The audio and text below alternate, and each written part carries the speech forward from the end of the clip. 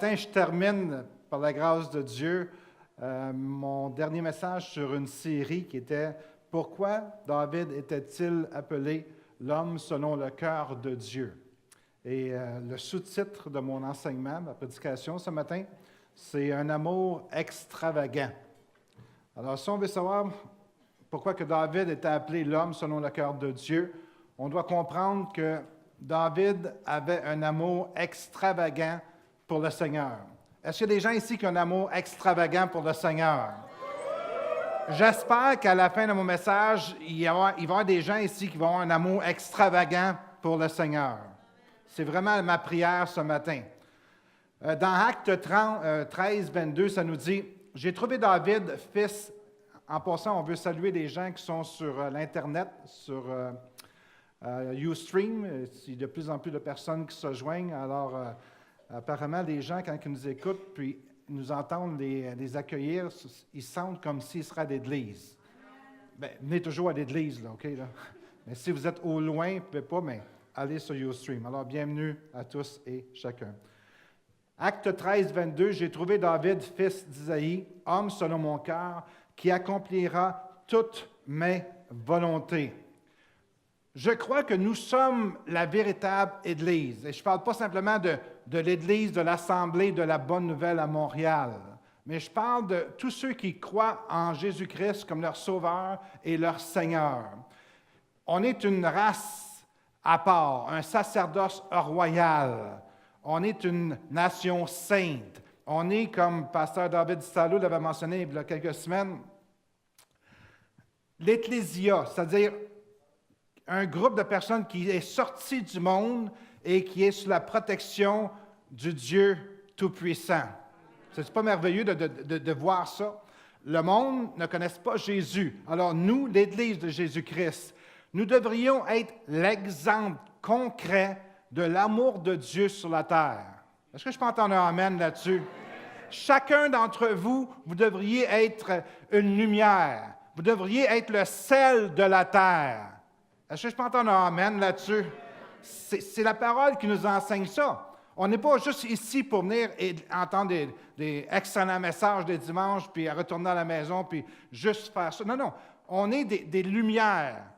Puis la parole a dit, si tu es une lumière, mais que tu puisses éclairer au maximum, je paraphrase. Si tu es le sel, tu dois donner une saveur au monde. Sinon, on va te jeter à terre et on va te fouler aux pieds. Alors, on a quelque chose à faire, nous, comme peuple de Jésus-Christ, de donner une soif aux gens. Puis ce n'est pas tout à fait ça qui se passe, mais c'est ça qui devrait se passer. Est-ce que, je vous pose une question, est-ce que tu veux être la lumière du monde? Est-ce que tu veux être le sel de la terre? Alors, pour obtenir ça, nous devrions essayer, chercher à posséder un cœur selon le cœur de Dieu. Est-ce que on peut dire amen là-dessus? Alors, c'est important de comprendre qu'est-ce que David avait pour qu'on puisse le mettre, nous autres, en pratique. Pourquoi David était un homme selon le cœur de Dieu? Premièrement, parce qu'il était capoté, David, en mon québécois. Il avait un amour extravagant. C'est écrit dans le psaume 63, le verset 2. « Ô Dieu, tu es mon Dieu, je te cherche. Mon âme a soif de toi. » Est-ce que vous avez soif de Dieu? Est-ce que vous avez soif de Dieu? Mon corps soupire après toi, dans une terre aride, desséchée, sans eau. Ainsi, je te contemple dans le sanctuaire pour voir la puissance et ta gloire. Le psaume 42 qui a été écrit par les fils de Corée, plusieurs le connaissent, comme une biche soupire après des courants d'eau. Ainsi mon âme soupire après toi.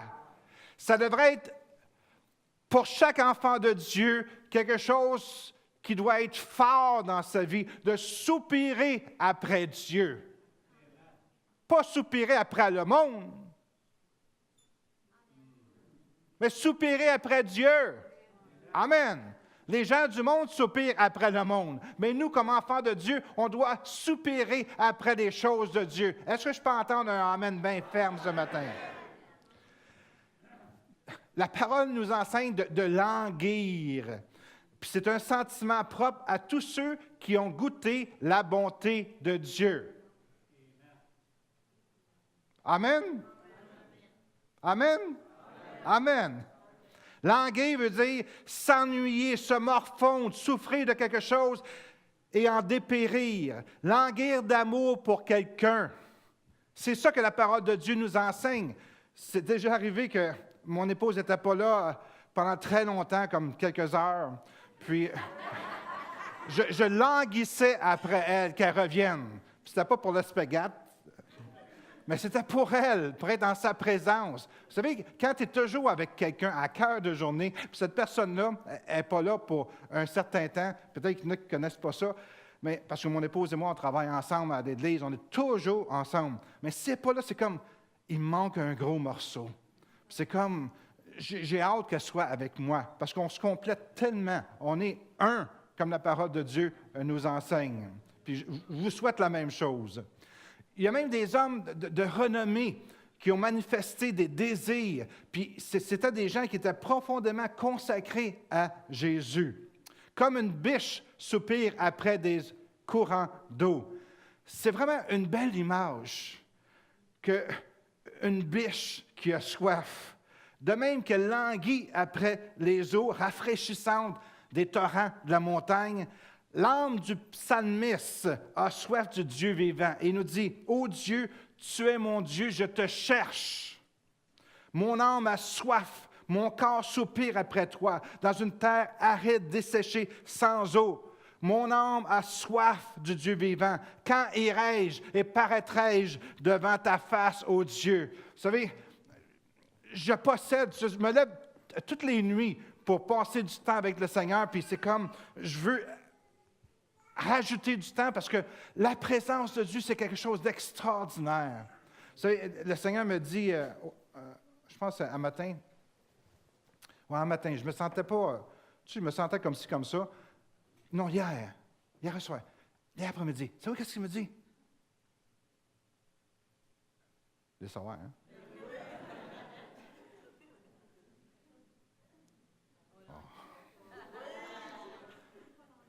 Je ne sais pas si je devrais vous dire. Il dit, je suis fou de toi. C'est comme... Écoutez, l'être humain s'abaisse tellement, se sent tellement indigne de Dieu, qu'il veut toujours faire des choses pour plaire à Dieu. Puis d'entendre Dieu te dire, « Hey, je suis fou de toi », ça veut dire qu'il m'aime malgré mes faiblesses. Puis ça, c'est comme une seringue de je ne sais pas trop quoi qui part. Dieu m'aime. Parce que, je ne sais pas si vous êtes comme moi des fois, mais des fois, je me sens indigne de l'amour de Dieu. C'est comme, parce que je me regarde souvent, OK? Comment que je ne suis pas fin des fois, puis toutes sortes de choses. Puis je suis là, puis il me semble que... Puis dans ma tête, c'est une confession que je fais, là, OK? C'est juste entre nous autres, là, OK? Regardez ça. Là. Des fois, je suis là, puis c'est comme... Je me sens comme condamné des fois parce que j'en fais pas assez. Je ne sais pas s'il y en a des fois qui sont comme ça. Hein? Mais ça, ce n'est pas Dieu, ça. Parce que Dieu, il nous aime vraiment. Puis c'est pour ça que la semaine prochaine, je vais commencer une mini-série sur la proclamation d'un chrétien victorieux. Parce que souvent, on est abaissé dans nos pensées. Puis c'est comme on se sent indigne, on ne se sent pas assez bon, puis c'est comme Dieu ne nous aime pas parce qu'on ne fait pas ci, on ne fait pas ça, puis on est comme ça. Ce n'est pas la vérité. Dieu, il est fou de nous autres. Il a besoin de nous autres. C'est comme, on fait partie de ses enfants. Puis, des fois, on a de la difficulté à rentrer ça dans notre cocologie, puis de comprendre que Dieu nous aime toujours. C'est comme, puis le Seigneur me donne souvent l'exemple des parents ou d'une mère ou d'un père qui aiment vraiment ses enfants. Ses enfants peuvent faire tout ça de niaiserie, mais il va toujours continuer à les aimer. Hein? C'est-tu vrai? Combien de parents qui vont dire à son enfant, « Hey, je t'avais dit de faire ça, tu n'as pas fait ça, OK, va-t'en dehors, puis je ne veux plus jamais te voir de ma vie. » Non, parce qu'on aime les enfants. Puis l'amour de Dieu, pour nous, c'est la même chose. Quand que je dis que Dieu il est fou de moi, là, il est fou de vous autres aussi. Il vous aime. Il nous aime. On est précieux pour lui. Notre relation, ça vient de lui, ça.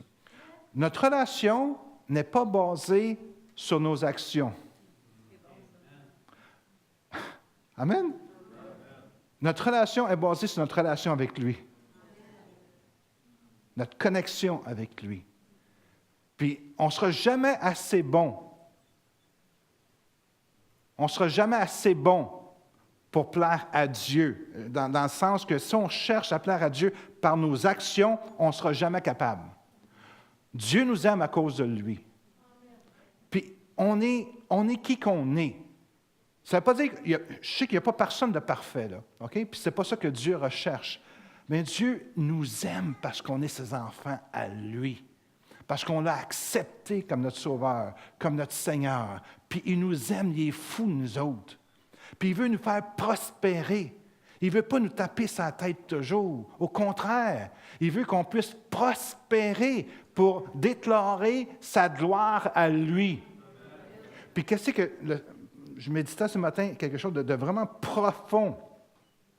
C'est que tout dépend de lui. Puis la minute que tu vas commencer à te concentrer sur toi, sur ton nombril, c'est là que les problèmes commencent. Un chrétien, ce n'est plus quelqu'un qui vit de lui-même avec sa chair. Au contraire, la parole a dit, on est mort, right?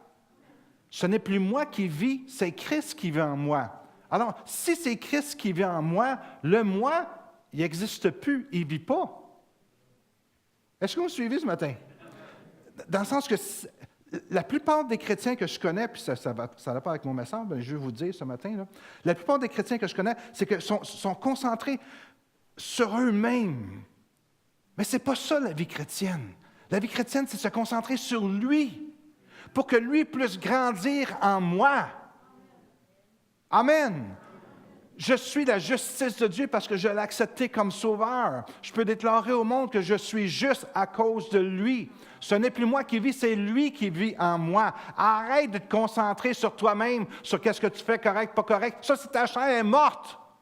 La chair est morte. Mais c'est Christ qui vit en toi.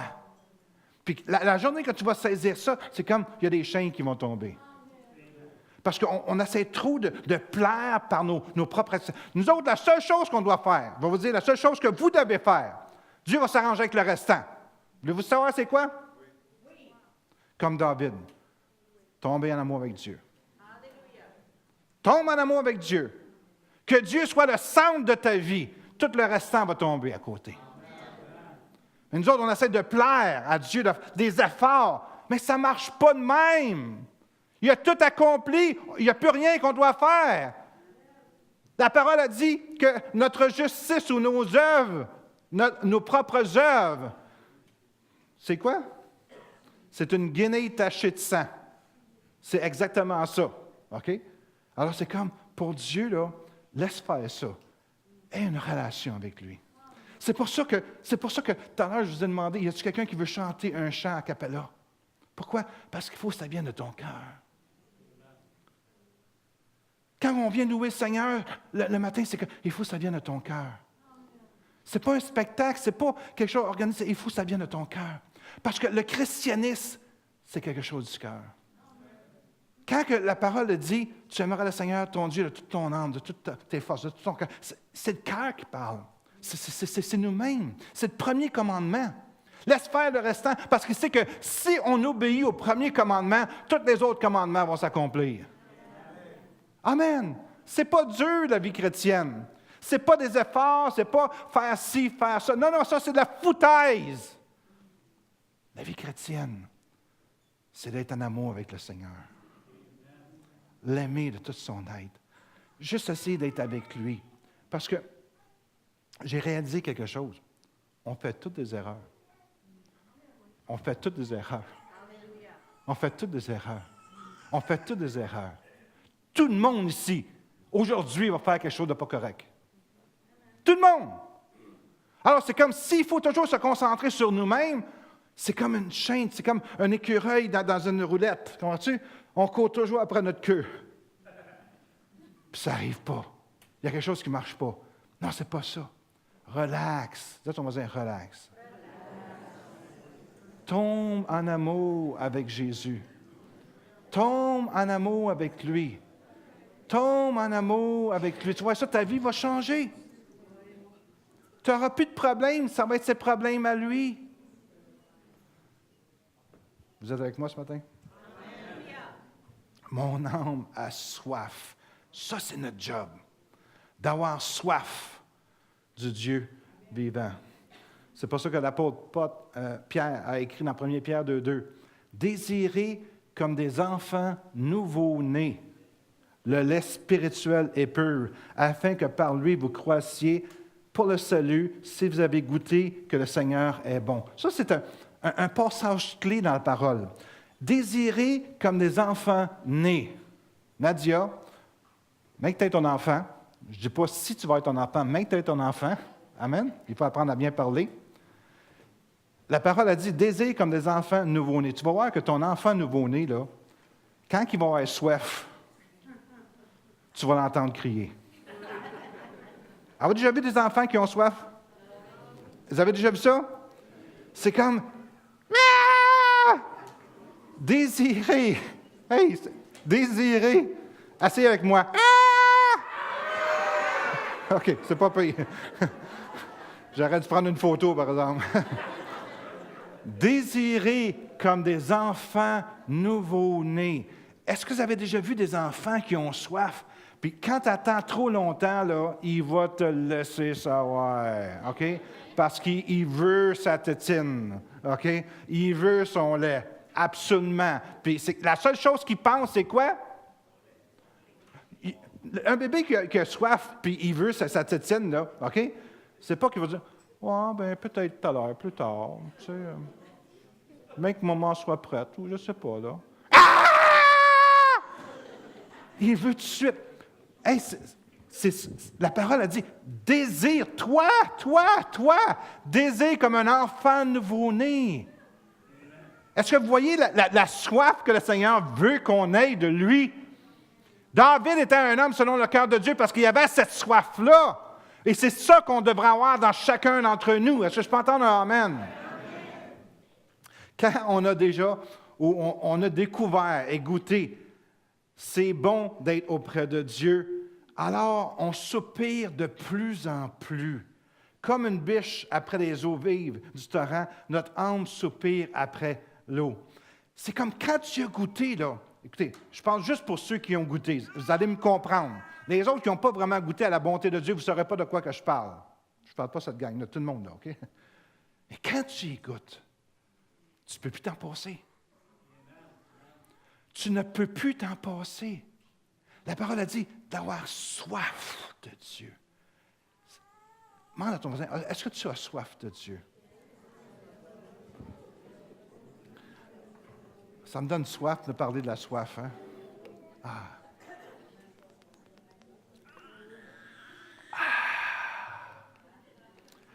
J'avais juste un petit peu soif.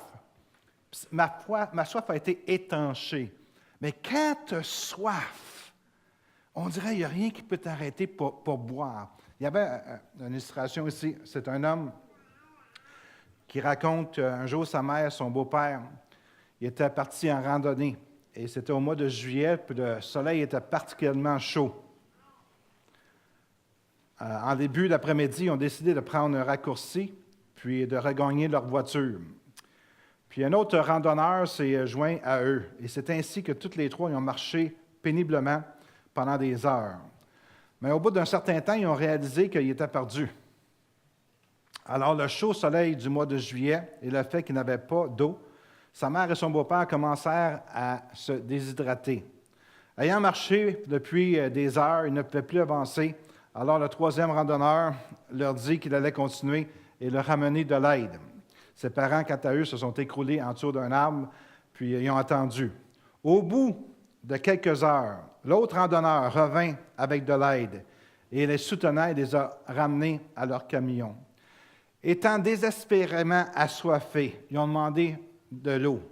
Mais la seule boisson que possédaient les sauveteurs, c'était de la bière chaude. N'ayant rien d'autre, ils ont bu de la bière chaude. Je ne sais pas s'il y en a qui ont déjà bu de la bière chaude ici, là. Ça m'est déjà arrivé une fois dans ma vie. C'est la pire chose que tu peux boire. Il faut vraiment que tu aies soif. Mais savez-vous, c'est un peu la même chose qui se passe dans le monde. Hein? Le monde a soif. Puis la seule chose qu'ils ont à boire, c'est de la bière chaude. Nombreux sont ceux qui se contentent des substituts qui ne peuvent satisfaire. Aujourd'hui, l'industrie de la publicité essaie de nous persuader que d'acheter le bon produit va satisfaire notre soif. Mais ça n'arrive jamais.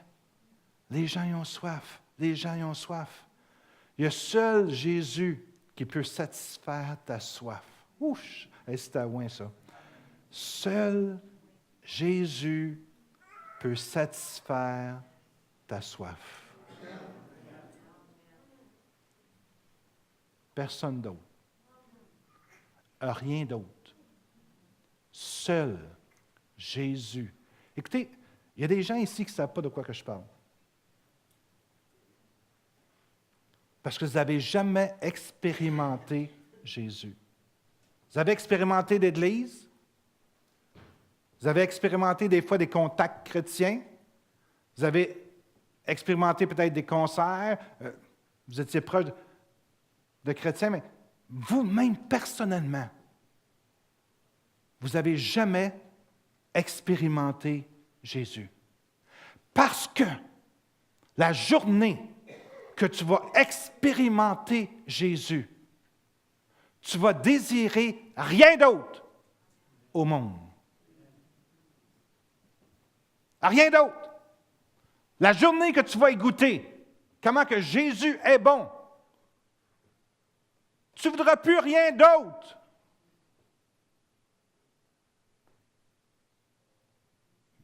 Mais pour rien vouloir d'autre, on doit avoir goûté à Jésus. Je ne vous parle pas d'une religion. Je vous parle de quelqu'un qui s'appelle Jésus. Moi, il y en a ici qui me font capoter. Ceux qui ont vraiment eu une touche de Jésus ne sont plus les mêmes après. Robert, ça fait 31 ans ou 30 qu'il est avec nous autres. Hein? 31. Mais il a goûté Jésus. Il n'est pas super excité, hein? À part que quand il perd au golf. Il n'est pas super excité, mais il est là. Puis il a goûté. On peut voir. Suzanne, tu as goûté, toi, hein? Hein? C'est-tu bon? Nat, Pasteur Nat, tu as goûté? Je ne sais pas si tu as goûté, toi. Elle a consacré sa vie, elle consacre sa vie à aider des jeunes femmes qui tombent enceintes pour sauver des bébés. Hey, il faut que tu aies goûté. Francine, tu as goûté au Seigneur? Hein? Jean-Paul Linda, vous y avez goûté? C'est comme quand tu goûtes à Dieu, il se passe quelque chose en dedans de toi, que tout le restant, c'est de la foutaise. C'est tellement secondaire. Puis écoutez, vous ne pensez pas qu'on ne le voit pas. Quand tu goûtes, on voit ceux qui ont goûté. C'est comme si tu prendrais une bouteille, je ne sais pas moi, puis ça donne toute une couleur verte quand tu goûtes. Hein? Tu viens tout vert quand tu... C'est la même chose. Spirituellement, on voit ceux qui ont goûté. France, on peut voir que tu as goûté vraiment. Hein? Il a changé ta vie. Il t'a guéri. Praise God. Il se passe quelque chose. C'est merveilleux. C'est pour ça que, c'est pas que les gens qui ont goûté à Dieu ne voudraient pas retourner dans le monde. C'est qu'ils regardent le monde et ils disent, Pouah, à côté de qu'est-ce que j'ai, ça ne vaut rien, ça. Ça ne vaut rien. Absolument rien. Parce qu'ils ont goûté à quelque chose. Mais si tu n'y as pas goûté, tu vas toujours tourner en rond, tu vas dire, une gang de fous, ça. C'est vrai qu'on est fous. On est fous pour le Seigneur, parce qu'on a goûté au Seigneur. Puis la journée que tu vas goûter au Seigneur, tu vas savoir de quoi je parle. Souvent, les gens, qu'est-ce qu'il dit là, lui? Okay? Ils ne comprennent pas. Mais quand ils ont goûté, écoutez, je l'ai vu combien de fois, des gens qui me regardaient, moi, toi, un peu comme Sébastien tout à l'heure. Ah oui, ton affaire, toi, là, OK?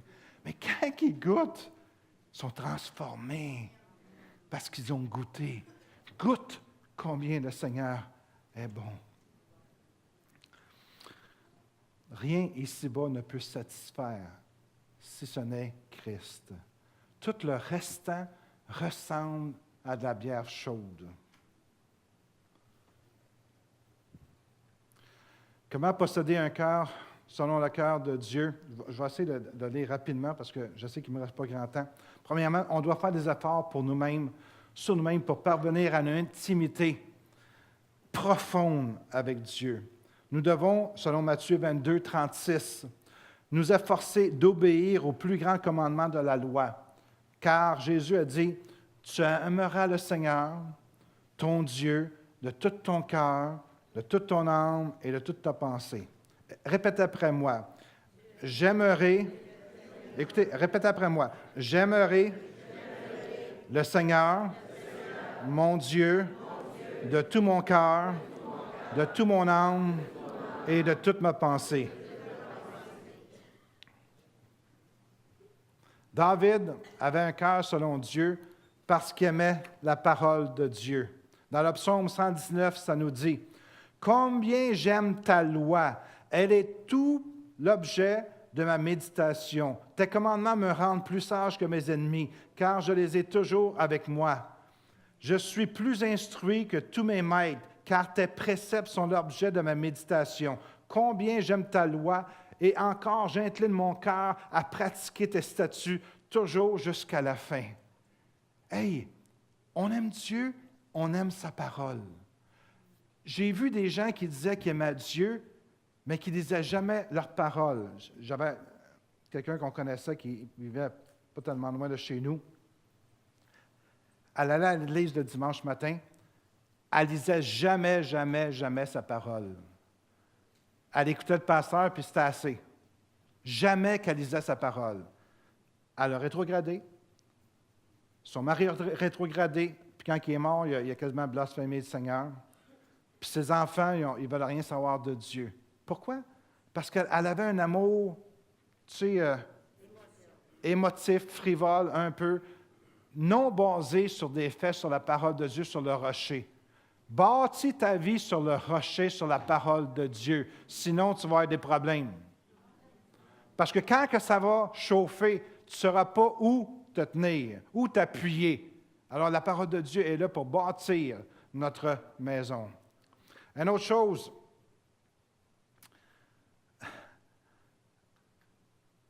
David, il vénérait et adorait Dieu.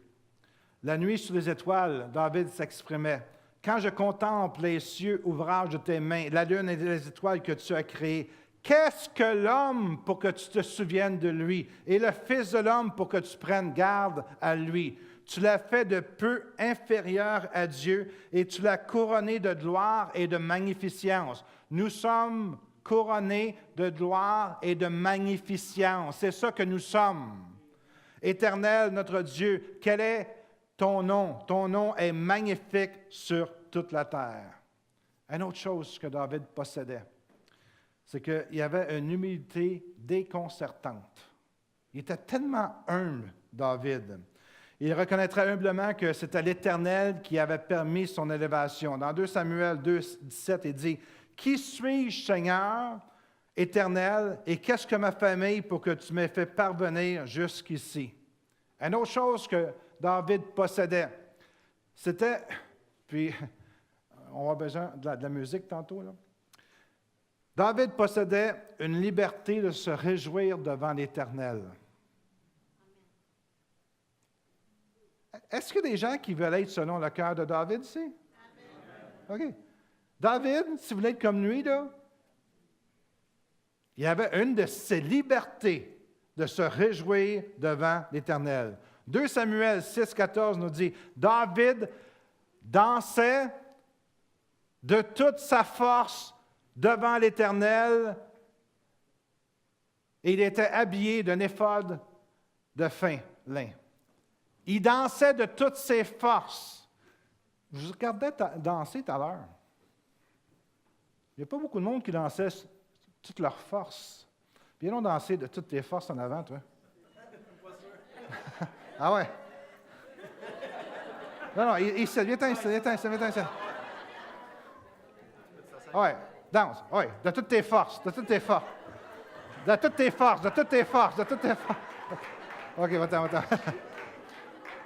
Ouais. Toi, tu es un peu plus fou. Viens-t'en. Veux-tu danser de toutes tes forces? C'est toi que je regarde, là.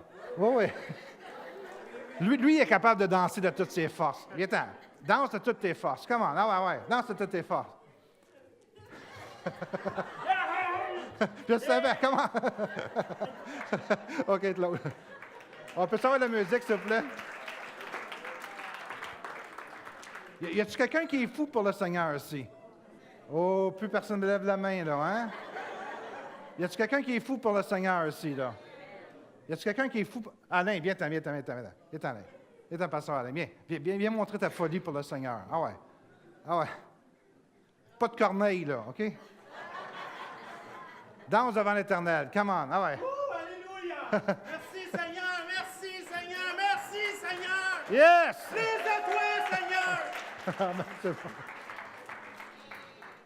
Non. Je vais être honnête avec vous. Il y a beaucoup de chrétiens qui sont constipés quand ça vient le temps de louer le Seigneur. Allô? Quand t'aimes le Seigneur, David, il nous montre c'est quoi quelqu'un qui aime le Seigneur. Jean-Paul, je ne sais pas, j'ai oublié. Viens nous montrer comment tu aimes le Seigneur. Danse de toutes tes forces. Amen. Merci, Seigneur. Alléluia. Toutes tes forces. Come on. Amen. De toutes ses forces. Je pense que je vais tout faire passer un par un. Non? OK. Non, mais écoutez, quand on dit qu'on aime Dieu, on n'est pas des agents secrets. On est là pour que le monde nous voie. Amen. Merci Seigneur. David éprouvait aucune gêne à danser devant l'Éternel. Il se sentait libre comme l'air dans la présence de Dieu. Est-ce qu'on peut se lever tout le monde ensemble? Parce qu'on va continuer. Il n'hésitait pas, David, là, écoutez-moi bien, là, il n'hésitait pas de se lâcher lousse, en bon québécois, et à se réjouir devant lui. Parce que tout à l'heure, on va le faire, là, OK? C'est ça qu'on va faire ce matin, selon vos forces, OK? Est-ce qu'on doit être complexé ou intimidé à l'idée de danser devant l'Éternel? Non. Si cela est fait en totale maîtrise de soi, ce n'est ni charnel ni inconvénient. Au contraire, cela honore le Seigneur car nous exprimons. Pasteur Louise, tu m'écoutes là? Bon. Quand on danse devant le Seigneur, ça honore le Seigneur car on lui exprime ouvertement qu'il est la source de notre joie.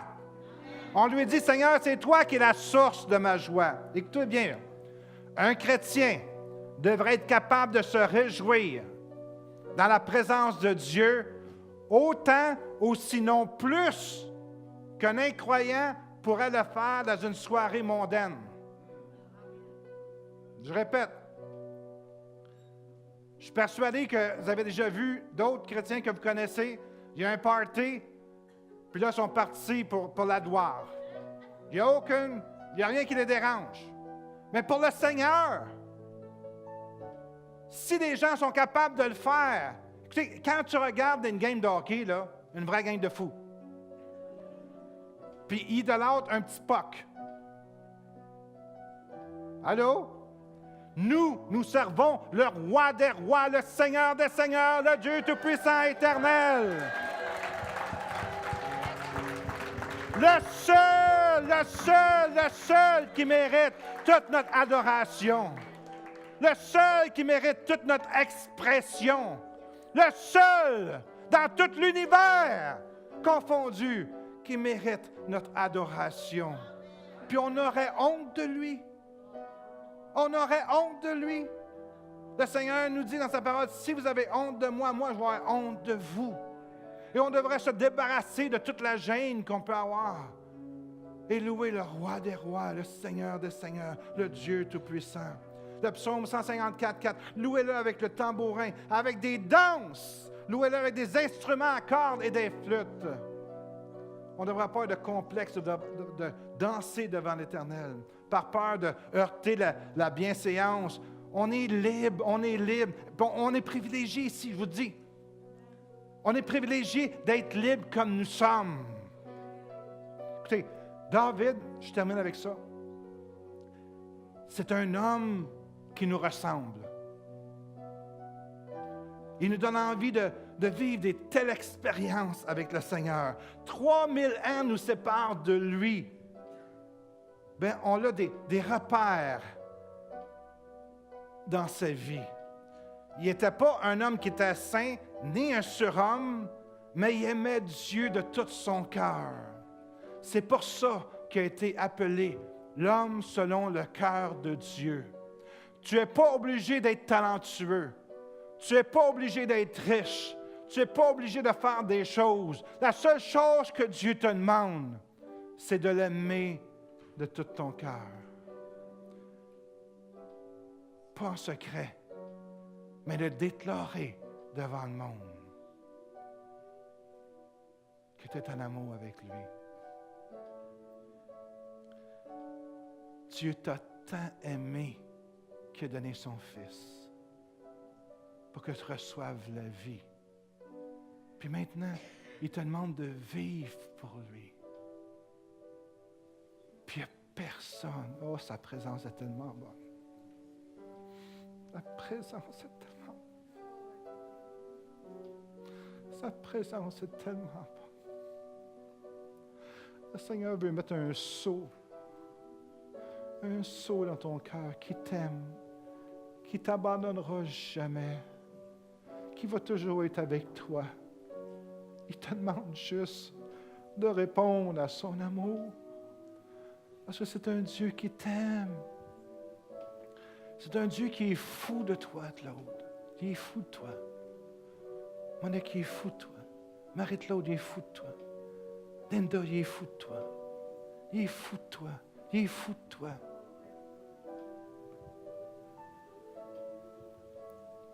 Connaissez-vous quelqu'un qui a fait plus que Dieu pour vous? Quand on dit qu'il a donné son seul Fils pour nous donner la vie éternelle, quel choix! Je prie ce matin que chacun d'entre vous, vous puissiez radicalement changer et commencer à louer le Seigneur quand on a des rencontres, de prendre les drapeaux qui sont là, de danser devant l'Éternel, que nous puissions être une Église qui est libre, libre d'adorer son Dieu, qui n'a pas peur de ce que les autres pensent, mais qui est juste centrée sur son Dieu, qui aime de tout son cœur. C'est un Dieu merveilleux que nous avons. Je vous demanderai ce matin de sortir de vos bancs. Puis on va chanter un chant qui danser devant qu'on puisse danser comme David. Amen. On va danser comme David ce matin. Est-ce que vous êtes d'accord de danser comme David? Comment? Sortez de vos bancs. Ayez pas peur. Allez dans les coins. Va-t'en dans une classe d'école du dimanche si tu veux. Bien, danse devant l'Éternel. Puis je vais vous encourager chez vous quand tu es tout seul dans ton salon, danse devant l'Éternel. Tu vois, ça va radicaliser, transformer ta vie. Est-ce que vous êtes prêts à vous louer le Seigneur? Amen. Come on.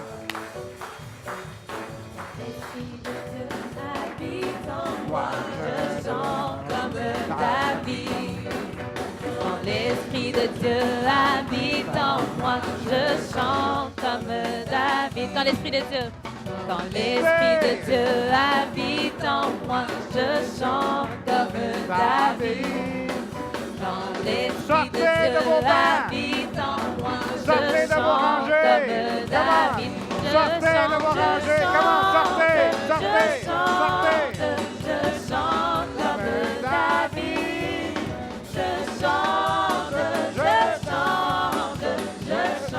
comme David. Quand l'Esprit de Dieu, habite en moi, je danse comme David. Quand l'Esprit de Dieu habite en moi, je danse comme David. L'Esprit de Dieu, quand l'Esprit de Dieu habite en moi, je danse comme David. Je vous garantis que si vous iriez dans un party du monde puis il y aurait quelque chose qui se passerait, vous participeriez. Là, on est devant le Seigneur des Seigneurs, le Dieu Tout-Puissant. Je vous en conjure, sortez de vos rangées et louez l'Éternel. Faites que ça soit quelque chose qui puisse prendre comme une pompe qu'on part pour qu'il puisse avoir beaucoup d'eau qui sort de son sein. Alors, dansez devant l'Éternel. Come on! L'Esprit de Dieu habite en moi, je danse comme David. Jean-Paul! Quand l'Esprit de Dieu habite en moi, je danse comme David. Quand l'Esprit de Dieu, quand l'Esprit de Dieu habite en moi, je danse comme David. Quand l'Esprit de Dieu habite en moi, je danse comme David. Oh, je danse, je danse, je danse, je danse comme David. Je danse, je danse, je danse comme David. Je danse, je danse, je danse, je danse comme David. Je danse, je danse, je danse comme David. Quand l'Esprit de Dieu, quand l'Esprit de Dieu habite en moi, je chante comme David. Quand l'Esprit de Dieu habite en moi, je chante comme David. Je chante, je chante, je chante comme David. Je chante, je chante, je chante comme David. Quand l'Esprit de Dieu, quand l'Esprit de Dieu habite en moi, je loue comme David. Quand l'Esprit de Dieu habite en moi, je loue comme David. Oh, je loue, je loue, je loue, je loue comme David. Je loue, je loue, je loue comme David. Je loue, je loue, je loue comme David. Je loue, je loue, je loue comme David. L'Esprit de Dieu, quand l'Esprit de Dieu habite en moi, je saute comme David. Quand l'Esprit de Dieu habite en moi, je saute comme David. Quand l'Esprit de Dieu, quand l'Esprit de Dieu habite en moi, je saute comme David. Quand l'Esprit de Dieu habite en moi, je saute comme David. Je saute, je saute, je saute.